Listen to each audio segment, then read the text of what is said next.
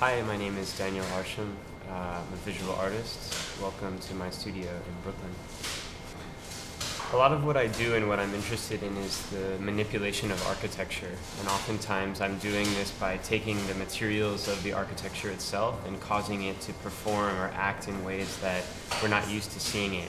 So the walls will move, they'll appear to drip or ripple in the wind.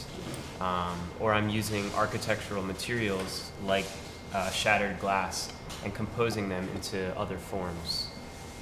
When I'm working in stage design, there's this other element of time, right, that comes into the work.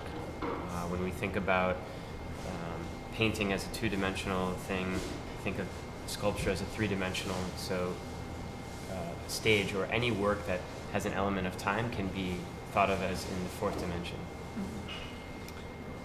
I don't know if I would say that I'm involved in urban culture.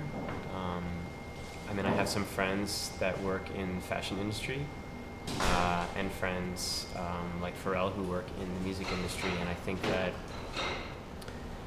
for a lot of viewers, not just people within this world, my work is often strangely familiar to them. They feel as if they have seen it before, even on first seeing it. And part of this comes from this notion that I'm using things that they already know and transforming them, right? So if we think about this project that I just completed with Pharrell, I'm taking something that we all know and have a sense about. In this case, it was this keyboard that he used. And I'm slightly altering it by changing the material. So when a viewer is looking at it, they feel as if they know it, as if they've seen it before, but there's a slight shift in that reality. Right. I met Pharrell a number of years ago through Emmanuel Puritan, who is my gallerist in Paris.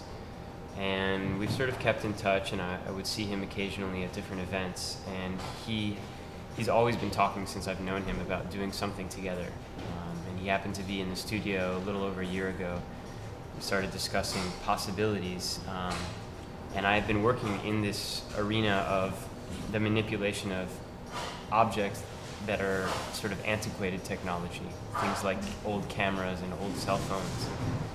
And so I asked him, what was something that was very important to you at a certain moment in your career, at the beginning, but that you don't use anymore? And he didn't remember the name of that keyboard, but he described it. And from that I was able to find it and sort of integrate this thing that meant something to him at a certain moment into the body of work that I already make. So immediately after the last Fashion Week in New York, we got a call from the guys at On Noir, and I had met them at a couple of dinners with other friends in the fashion world. They were particularly interested in us because of the way that we were able to have an impact in terms of scale, right? So for them, they had a concept that they wanted to implement. That was based around this world of the collection, and we collaborated with them over a course of 6 months, figuring out how to implement this thing.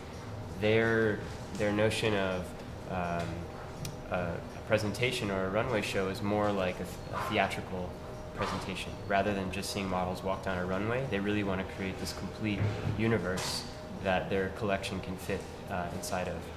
And so what we created for them was this black sort of coal landscape that the models were actually inside of and on top of. Right. It was actually them who brought in Lil Buck and his whole crew to create another sense about it. I think for them, as I said, they're trying to build this complete universe and a context for their work to sit in, and they're imagining that these presentations can be more than just an audience viewing the actual collection, but they can use it as an opportunity to build a more complete world, around their work.